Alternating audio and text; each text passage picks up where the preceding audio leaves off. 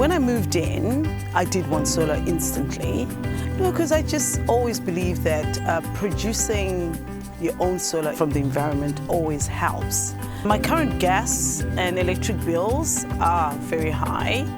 I found myself changing suppliers to try and see if I can get a good deal, but that only works so much. So this installation of solar panels will actually help to cut my bills really, really low.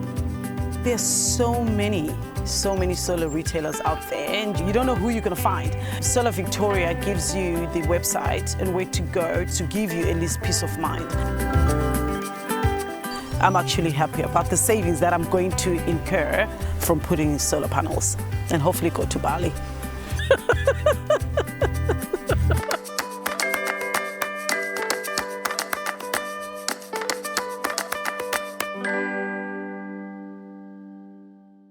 Authorised by the Victorian Government, Melbourne.